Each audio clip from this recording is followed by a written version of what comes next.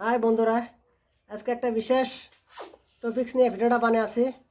ভিডিওটা বানানোর মেন টপিক্সটা হলো বার্থ সার্টিফিকেট, জন্মর সার্টিফিকেট বানানি কার কার জন্য বাধ্যতামূলক আর কার কার জন্য বাধ্যতামূলক নয় সেই বিষয়ে অল্প আলোচনা করি আসি। জন্ম আর মৃত্যুর যেটা আইন, এই আইনটা প্রণয়ন হয়েছে 1969 সনত। আর এই আইনের অধীনত 1978 সনের 1 এপ্রিল থাকি আমাদের আসামত জন্ম আর মৃত্যুর যেটা আইন, এই আইনটা কার্যকরী হয়েছে। এই 1978 সনের 1 এপ্রিলের আগে যারা জন্ম হয়েছে তাদের জন্য জন্ম সার্টিফিকেট বানানি বাধ্যতামূলক নয়। আর যারা 1978 সনের 1 এপ্রিলের পরে থেকে জন্ম হয়েছে তাদের জন্য জন্ম সার্টিফিকেট বানানি একদম বাধ্যতামূলক।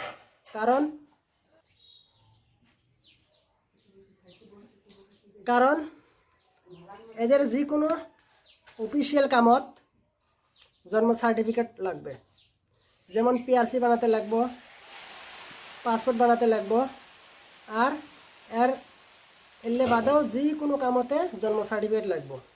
এদের জন্যই কি জন্ম সার্টিফিকেট বানানি বাধ্যতামূলক। কিন্তু দেখা যায় সবারে হাতে হাতে অফলাইন অর্থাৎ হাতে লেখা সার্টিফিকেটটা আছে। তাই জন্য বলছি আমি সবাই যদি পাও তাহলে অনলাইন সার্টিফিকেট বাই করে নেবে। অফলাইন সার্টিফিকেট যেটা আছে এটা জমা দিয়ে অনলাইন সার্টিফিকেট বানিয়ে নেওয়ার চেষ্টা করবে। এখন অফলাইন সার্টিফিকেটটা অনলাইন বানানোর জন্য কি কি লাগবে?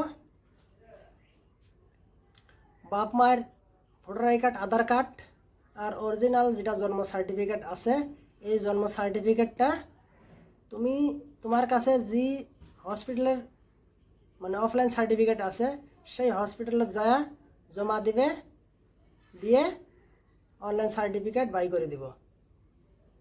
আবারও বলছি, তোমাদের কাছে যে হসপিটালের অফলাইন বা হাতে লেখা জন্ম সার্টিফিকেটটা আছে সেই হসপিটালেতে যাবেন, যায় তোমাদের কাছে যেটা অরিজিনাল অফলাইন সার্টিফিকেট আছে এই সার্টিফিকেটের সাথে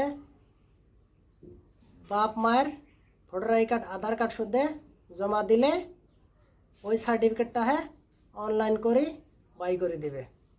আর এই ভিডিওটা যদি তোমাদেরকে ভালো লাগে তাহলে পারলে অল্প শেয়ার করবেন, কমেন্ট করবেন, লাইক করবেন। শেয়ার করলে কি হবে, যারা জানে না তারাও জানবো আর তাদেরও অল্প উপকার হব। সেই জন্যই বলছি বন্ধুরা, প্লিজ অল্প শেয়ার করে দিবেন। ধন্যবাদ বন্ধুরা, থ্যাংক ইউ।